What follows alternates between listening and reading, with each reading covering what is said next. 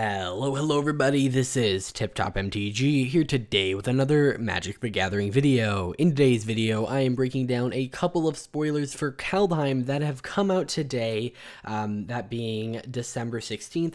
They have been doing spoilers for the past 2 days. They are going to be taking a break and coming back in January, so this will be my last spoiler video until January. However, they revealed a ton today in regards to the theme boosters and set boosters, and I did a video covering those, so you guys should go check those out. I'll link that in the description down below. Either way, let's break down the cards that are in boosters normally and just what was spoiled today. So let's break these down. First off, we have Mage, Brazen Outlaw. It's a 2-cost red legendary creature, Dwarf Berserker, 2/1. And it says other dwarves you control get +1/+0. Whenever a dwarf you control becomes tapped, create a treasure token. Sacrifice 5 treasures, search your library for an artifact or dragon card, put that card onto the battlefield, then shuffle your library. So this is a dwarf tribal, but it's also caring about dragons, it's also caring about treasures, and it's also caring about artifacts. So you kind of get this dwarf, artifact, dragon, treasure synergy. But the thing is, if you just make this dwarf treasure artifact synergy, you actually get something pretty cool. The fact that it doesn't say sacrifice 5, put it from your hand onto the battlefield, you get to just search your library for the best thing, means that there are probably some really awesome combos you can do. I looked through all the cards that create treasures, and there's nothing super apparent, but the fact that whenever a dwarf becomes tapped, create a treasure token, if there is some artifact out there that creates 5 tapped dwarves or something, then you can kind of get that onto the battlefield for free. On top of that, you can just get the biggest, baddest dragon out. I think this will be a very, very popular commander because, honestly, free casting is something that a lot of people like, and commanders that can do that are pretty well loved. It is in red, which generally doesn't do that very well, but the fact that you just need 5 treasures. This thing doesn't need to untap. You can play this for 2 mana, and for 0 extra mana, sacrifice 5 treasures, which is 5 mana, and search your library for an artifact or dragon card. I can see this going in a lot of being the commander of a deck. I can also see this going in a commander deck that cares maybe a little bit about artifacts, that has a way to generate lots of treasures. For instance, if you have another commander that cares about it. Generally, pretty good card. In standard and historic, I really don't see this doing too much. We don't have as big a bombs for artifacts and dragons, but yeah, pretty good. And obviously, the fact that it searches your library is insane. Oh, and the fact that whenever you tap a dwarf, you get a mana, that's pretty crazy too. Either way, then we have Realm Walker. It's a 3-cost green creature shapeshifter, 2/3. If you want to know my thoughts about shapeshifter and changeling being in the set, go check out my other video. Basically, not the biggest fan of it being in standard, but I'll have to see all the cards to really tell you what I think. As it enters the battlefield, choose a creature type. You may look at the top card of your library at any time. You may cast creature spells of the chosen type from the top of your library. So, yeah, this would be pretty good, I would say, in a party deck, or at least in a party deck. The fact that it's changeling means it can be any part of a party, and the fact that changeling's in the set means that party is going to get a massive power up. And I also expect, because of all the different tribes, I expect to see a lot of cards that are generic tribal synergy, where it just lets you choose a creature type. I think for any creature synergy that is it has green, like in Commander, I could totally see this being a very, very popular card. So yeah, would not be surprised if this one is worth something. Not maybe in Standard, but outside of it, I could definitely see it. Next, we have Halvar, God of Battle. So this is a Modal double-face card, so you can play either side of it. And unlike Zendikar, they are not lands in the back. They are actually a card. And it's Halvar, God of Battle. It's a 4-cost white legendary creature god 4/4. It says creatures you control that are enchanted or equipped have double strike.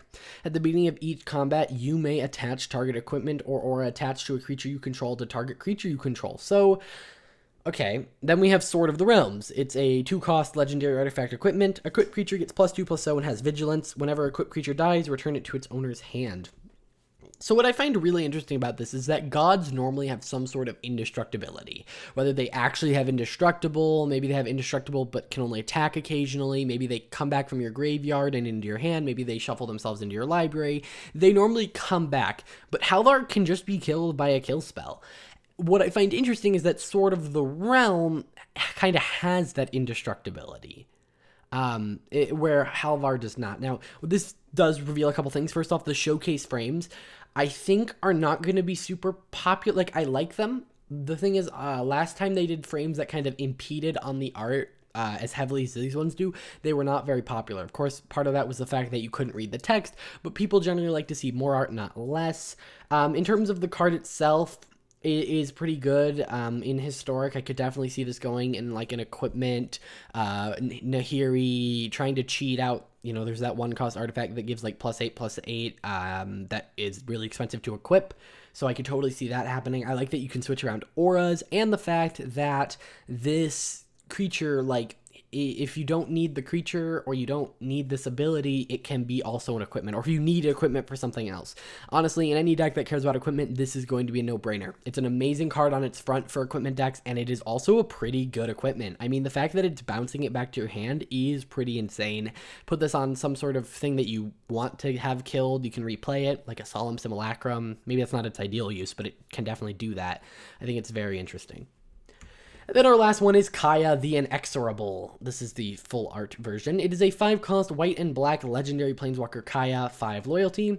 So it's going to be 5 cost for 5. When it enters, you can +1 it to put a ghost form counter on up to 1 target non-token creature. It gains, when this creature dies or is put into exile, return it to its owner's hand and create a 1/1 white spirit creature token with flying. I was going to say I don't know why it has a ghost form counter, but I assume that's going to come up. So essentially you can kind of prevent something from being exiled or killed. I think the fact that it prevents exile is definitely very interesting. Then we have a -3 exile target non-land permanent. Now what's interesting, it doesn't return it to the battlefield, it returns it to your hand, very similar to the previous equipment. But what's cool is that if you, for instance, want something back in your hand, like if you use her +1 and you put it on a creature, which by the way, her +1 does nothing on its own. Like the creature gets the counter and that's about it. But +1, you put it on something and the Ghost Storm counter really doesn't do anything. If you notice, like, I think it's just a way to keep track of it. If you look ahead, I don't believe there's anything that cares about it. So it is literally just to help you keep track of what has this ability, because it doesn't say as long as it has the counter it has. So if you remove the counter, it still has the ability. It's just there for being nice. But my point is, her -3 synergizes with her +1 because you could exile your own creature. It gets bounced back to your hand. You get a 1/1. You get to replay that creature, maybe get a redo an ETB, or if like it was pinned down by an enchantment, you can kind of do something interesting like that. Although you could just exile the pinned down enchantment. And then she has an ultimate at 7, so you play her, she gets up to 6, the next turn 7, the next turn she could ult. Let's see what it says. You get an emblem with, at the beginning of your upkeep, you may cast a legendary spell from your hand, from your graveyard, or from among cards you own in exile without paying its mana cost. So you kind of get to just take cards that have been played in your graveyard or exiled. So you can keep playing the same creature, for instance, if they keep killing it or exiling it. So her -7 is kind of weird though, because it lets you revive things, but the whole point is that you're not going to let them die. Either way, very, very powerful. Definitely goes in like a commander deck that cares about planeswalkers, that runs doubling season. Of course, you'd need to be in green as well, but that would allow it to enter and just immediately ult, and being able to free cast something, especially from your graveyard or exile, is pretty crazy.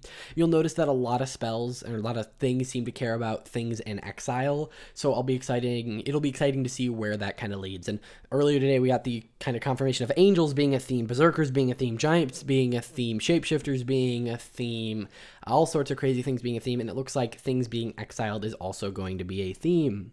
So that's going to do it for this video. I hope you guys enjoyed. Again, stay tuned. January 7th there's going to be a bunch of information about Kaldheim, and I will be there, hopefully breaking everything down and helping you understand all of the madness, because they don't seem to like to put everything in one place. Like, they have an article called Where to Find Spoilers, and that article says week, like preview season week or whatever, week of Metal, and then it links you back to a page that basically just says there's spoilers coming. So they don't tell you where you have to go, but you know where you have to go. You have to go on Twitter, where they say, oh, check our Twitter page, and we'll eventually be posting where they're found. And then you have to go find those people's Twitter pages to manually, like, they're not going to give you a link to it. You have to go find that and hope you find it at the right time. It was a mess, but yeah.